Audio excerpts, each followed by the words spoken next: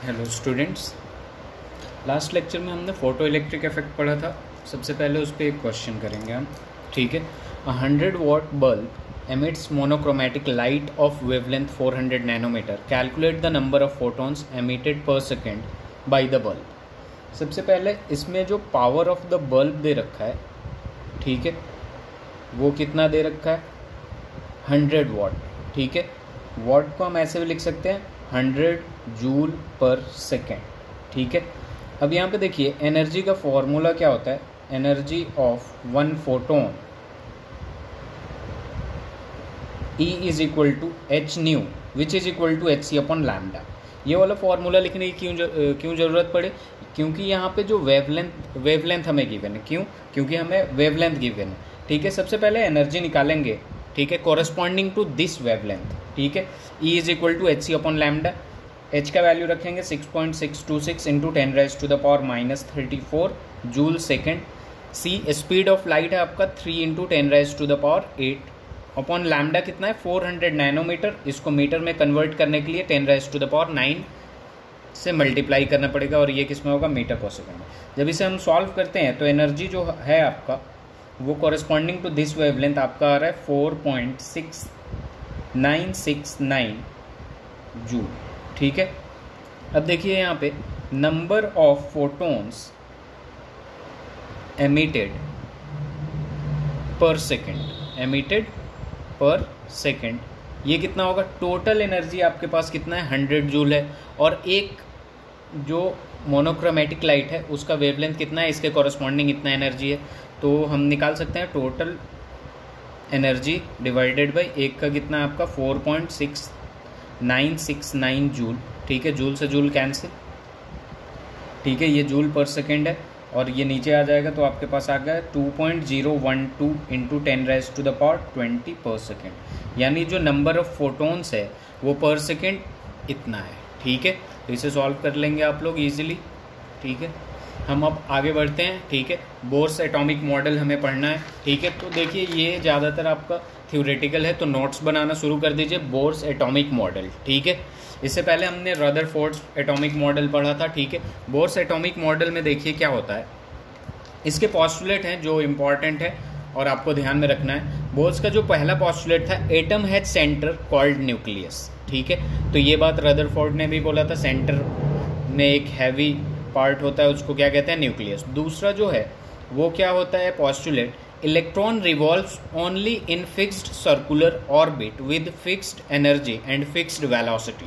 जबकि रदरफोर्ड ने क्या बोला था कि इलेक्ट्रॉन डिस्ट्रीब्यूटेड होते हैं।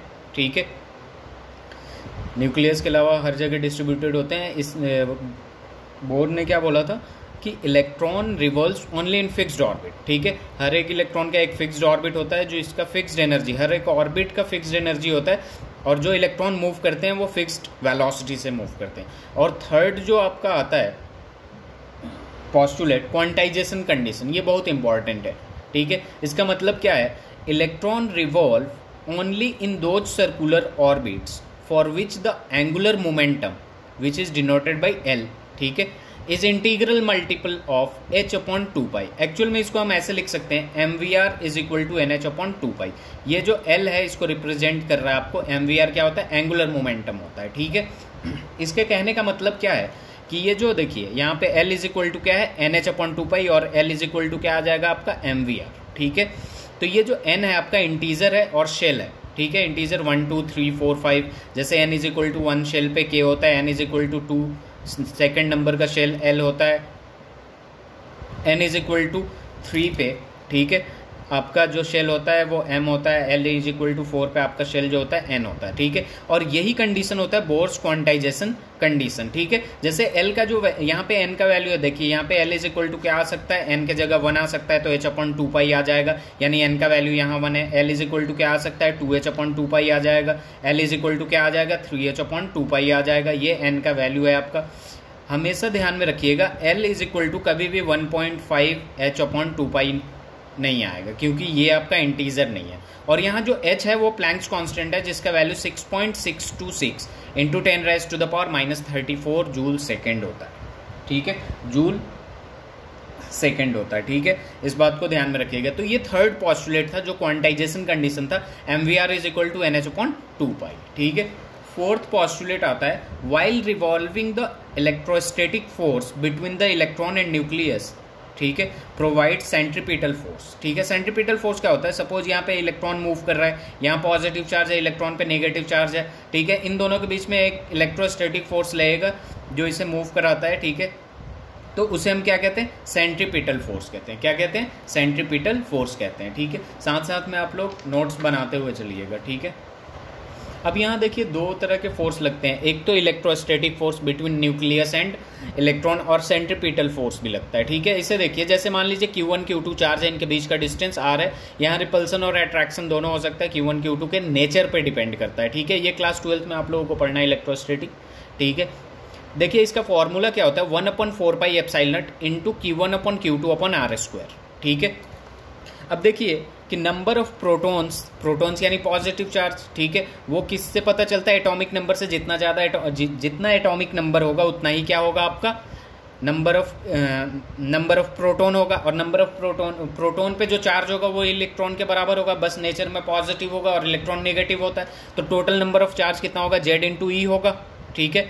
अब इन दोनों के बीच में अगर हम इलेक्ट्रोस्टैटिक फोर्स, ठीक है, निकालते हैं तो FE का वैल्यू क्या होगा, 1/4πε0, और Q1 Q2, Q क्या है आपका E है, और दूसरा Q2 क्या है, ZE/R² is equal to mv²/R²।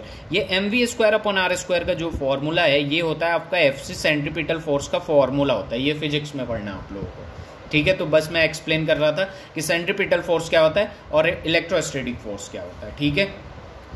Fifth postulate की जब बात करते हैं, while revolving in a particular orbit neither gains energy not loses energy, ठीक है। देखिए कोई भी ऑब्जेक्ट है, मूव करेगा तो वो एनर्जी रेडिएट करेगा, ठीक है, लूज करेगा या रुकेगा तो गेन करेगा, जैसे भी, ठीक है। तो बोर ने क्या बोला था कि जो भी रिवॉल्विंग इलेक्ट्रॉन होता है इन अ पार्टिकुलर ऑर्बिट, ना तो वो गेन करता है एनर्जी और ना ही लूज करता है, ठीक है। एनर्जी ऑफ एन ऑर्बिट या शेल वो क्या होता है आपका, फिक्स्ड होता है। शेल को हमने यहाँ पे क्या नाम दे दिया, स्टेशनरी एनर्जी लेवल, ठीक है। जैसे N = 1 = K, ठीक है। N = 1 को हम K कहते हैं, L शेल कहते हैं, M शेल कहते हैं, N शेल कहते हैं, ठीक है। तो ये पॉस्टुलेट थे बोर्स के, ठीक है। नेक्स्ट लेक्चर में हम आगे डिस्कस करेंगे रेडियस, वेलोसिटी, एनर्जी वगैरह की बात, ठीक है।